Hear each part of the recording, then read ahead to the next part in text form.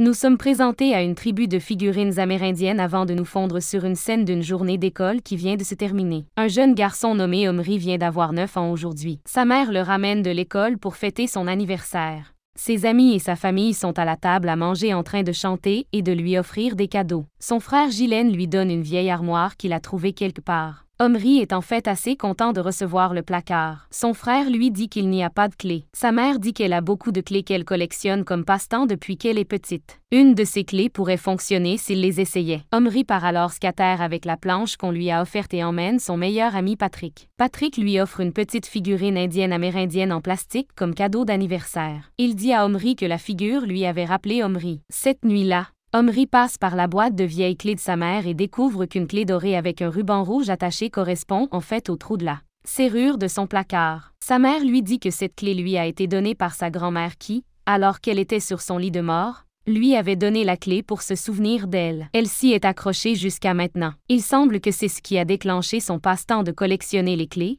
pour les histoires et les secrets qu'elles peuvent contenir. Il cherche alors un objet à enfermer dans le placard et se contente de la figurine indienne. Il lit Stuart Little avec sa mère avant d'aller se coucher. Plus tard dans la nuit, son père le borde. Omri est alors momentanément réveillé par un léger bruissement mais il s'endort quand même. Le lendemain matin, il se réveille pour entendre les mêmes bruits provenant du placard. Il s'en approche prudemment, puis la clé sort et tombe sur le sol. Il le ramasse et ouvre le placard pour ne rien révéler. Le placard a mangé la figurine amérindienne. En fait, il se cache juste dans le coin, paniqué. Omri essaie de le doigter mais il pique le doigt d'Omri avant même qu'il ne puisse l'essayer. Il prétend qu'Omri est un démon géant. Omri verrouille rapidement le placard lorsque son père entre. Son père demande ce qu'il fait. Il se précipite pour se préparer pour l'école car ils sont un peu en retard aujourd'hui. À l'école, Omri a l'air d'être sur le point de faire pipi dans son pantalon. Il a en fait hâte de rentrer chez lui et de traumatiser le petit Indien. Quand Omri rentre de l'école, il est bouleversé de découvrir que l'Indien est un jouet et non plus un homme. Il verrouille le placard et s'en va. Il suppose que tout cela n'était qu'un rêve et se dirige vers le dîner, triste. Lorsqu'il se couche, Omri entend à nouveau le bruit de tapotement qu'il a entendu ce matin-là. Il ouvre le placard pour retrouver l'Indien vivant. L'Indien a de nouveau peur d'Omri. Il raconte à Omri sa vie et son plan. Omri demande s'il a toujours été si petit. Il dit à Omri qu'il n'est pas petit. Au lieu de cela, Omri est grand. Omri demande son nom et il dit que c'est Petit Ours. Little Bear finit par se réchauffer avec Omri en pensant qu'Omri est un grand esprit, le pacificateur sous la forme d'un enfant. Alors que les deux commencent à parler lentement, formant une amitié, Little Bear révèle qu'il est de l'année 1761. Il peut parler anglais parce que les Britanniques leur avaient appris afin qu'ils puissent aider à combattre les Français pendant la guerre française-indienne. Petit Ours demande s'il peut rentrer chez lui. Non. Omri veut qu'il reste ici. Omri sort un modèle de jouet du tipi et le met dans le placard, le transformant en une véritable habitation miniature dans laquelle Petit Ours peut rester, contre son gré bien sûr. Plus tard dans la nuit, Omri décide de devenir un peu bizarre. Il attrape tout un tas de ses jouets et les range dans le placard. Ils prennent vie et commencent à se battre avant de regarder Omri. Il les transforme ensuite en jouets et les range, avant de se cacher sous les couvertures. Le lendemain matin, Petit Ours réveille Omri et il commence à parler. Omri en apprend un peu plus sur les Iroquois et il apprend aussi que Petit Ours est veuf. Petit Ours sent la brise entrer et en voyant par la fenêtre, il demande à être emmené dehors. Omri l'emmène prudemment dans la cour. Petit Ours dit que l'extérieur ressemble à sa maison d'où il vient. Avant de ramener Petit Ours, Omri aperçoit quelques-uns des outils de son père et un plateau de terre. Il pense que ce sera parfait pour que Petit Ours puisse construire une maison longue pour rester à l'intérieur afin qu'il récupère les objets, mais pendant qu'il les attrape, un pigeon attaque Petit Ours. Omri fait entrer Petit Ours rapidement et remarque qu'il est blessé. Il se faufile dans la chambre de son frère et vole un modèle d'un médecin de l'armée britannique de la Première Guerre mondiale nommé Tommy Atkins, qu'il donne vie pour soigner la blessure de Little Bear. Une fois que Tommy n'est plus utile, Omri le transforme en plastique. Petit Ours demande une hachette pour commencer à construire une maison longue. Omri va alors chercher un modèle de chevalier. Il le ramène à la vie et vole sa hache avant de lui arracher son âme et de se débarrasser de son cadavre raide. Omri va à l'école plus tard. Dans l'un de ses cours, alors que tous les élèves partagent des histoires, Omri raconte à quel point il est fasciné par les Indiens. Non, pas ce gars. Omri entre dans une pièce où sont rangés tous les projets de classe. Ici, on retrouve la tribu des figurines indiennes du début du film. Omri vole le chef et se précipite chez lui. Il montre à Petit Ours le chef et Petit Ours lui demande s'il va lui donner vie. Omri dit oui mais seulement pour voler son arc et ses flèches avant de le tuer. Petit Ours regarde avec excitation Omri donner vie à la figurine.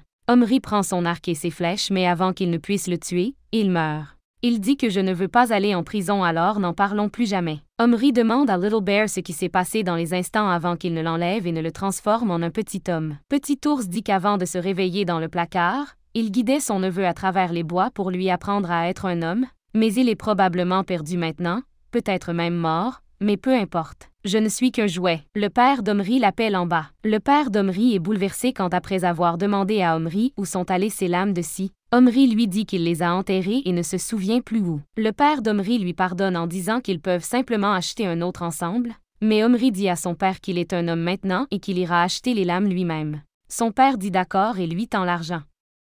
Alors qu'Omri quitte la quincaillerie, un enfant aveugle entre en lui. Oh, il n'est pas aveugle. C'est juste un tyran. Il vole la monnaie qu'Omri avait laissée et s'enfuit.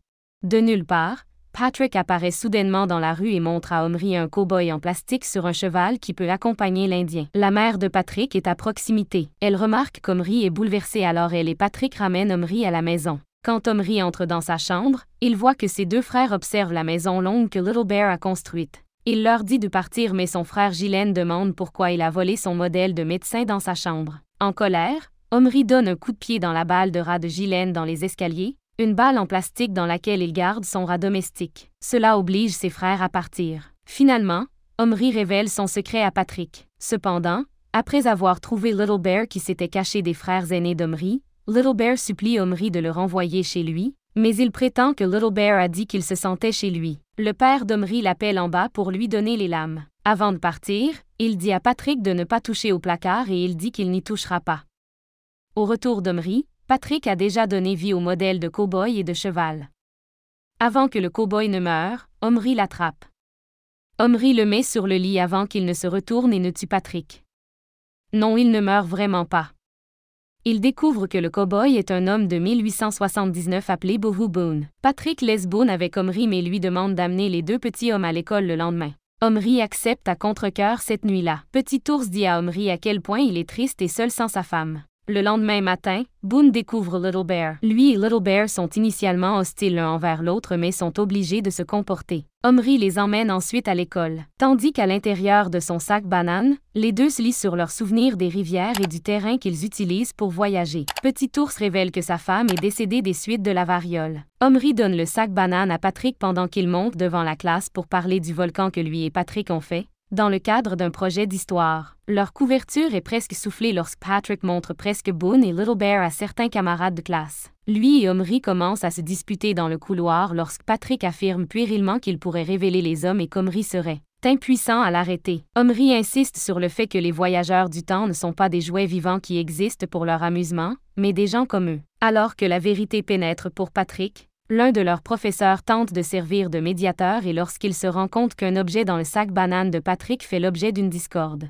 il lui ordonne de l'ouvrir et de lui montrer. Boone et Little Bear font semblant d'être des jouets en plastique grâce aux indices d'Omri et se posent en bois dans la main de Patrick, trompant avec succès l'enseignant. Omri vole alors une fille modèle à la tribu des figurines indiennes. Il prévoit de la forcer contre son gré à être la femme de Little Bear. De retour à la maison, Omri montre la figure féminine indienne à Little Bear. Il lui dit que ce sera sa femme. Boone demande pourquoi il ne lui en a pas acheté un. Juste au moment où il est sur le point d'enfermer la figurine dans le placard, lui et Patrick sont perplexes de découvrir que le placard a disparu. Omri se rend compte qu'il n'y a qu'une seule personne qui aurait pu le prendre. Il fait irruption dans la chambre de son frère et exige de savoir où se trouve le placard. Il lui dit qu'il l'a caché pour se venger d'avoir pris ses affaires. Il dit ensuite à Omri que c'est dans le vide sanitaire. Quand Omri récupère le placard, il découvre que la clé a disparu. Son frère lui dit qu'il n'y avait pas de clé quand il l'a prise. Cette nuit-là, Omri et Patrick avec Little Bear et Boone regardent une émission à la télévision qui montre un massacre incessant d'Indiens par des cow-boys. Boone est enthousiaste à la vue de ces garçons tuant les Indiens sans défense tandis que Little Bear regarde avec horreur à la vue de son peuple massacré. En entendant Boone tirer son revolver en l'air avec délice, Little Bear devient confus et tire une flèche dans la poitrine de Boone. Ils ne peuvent pas ramener le médecin et Little Bear n'a pas de fourniture médicale pour soigner la blessure de Boone, ce qui aggrave les choses. La mère d'Omri prévient que le rat domestique du frère d'Omri s'est échappé et est caché quelque part sous le parquet. Plus tard dans la nuit, Omri et Patrick trouvent la clé coincée entre deux planches et la poussent accidentellement hors de vue en essayant de la récupérer. Le petit ours passe sous le sol et parvient à rendre la clé à Omri juste avant qu'il ne soit presque tué par le rat domestique. Avec la clé de retour, Omri ramène Tommy Atkins à la vie afin qu'il puisse soigner les blessures de Boone. Alors que le cow-boy toujours inconscient est examiné, Omri se rend compte qu'il est temps de ramener Little Bear et Boone à leurs périodes respectives auxquelles ils appartiennent. Peu de temps après, Omri renvoie Tommy Atkins à son époque. Boone se réveille et pardonne à Little Bear. Il comprend pourquoi Petit Ours a fait ce qu'il a fait et il est désolé de détester autant son peuple. Plus tard dans la nuit, alors que Patrick dort, Omri va donner vie à la femelle indienne mais Little Bear réalise ce qu'Omri fait et l'arrête.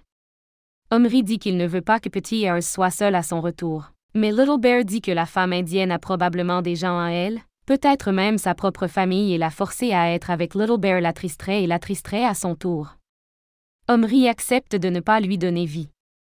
Le lendemain matin, Omri et Patrick font leurs adieux à leurs petits amis. Petit Ours raconte à Omri que s'il était l'un des siens, il lui apprendrait à être un homme comme il le faisait avec son neveu. Il lui raconte à quel point il lui serait difficile d'être seul mais il apprendra à se protéger, à subvenir à ses besoins et enfin quand les saisons changeront il rentrera chez lui pour rencontrer Petit Ours qu'il acceptera comme son neveu. Omri visualise pendant que Petit Ours parle. Il voit Petit Ours devant lui maintenant. Little Bear l'accepte dans la tribu comme l'un des membres de sa famille dans le désert. Petit Ours demande à Omri ce qu'il adviendra de son peuple, de sa tribu et ayant étudié l'histoire des Iroquois et connaissant la terrible fin à laquelle la tribu sera confrontée, Omri dit « Ne t'en fais pas.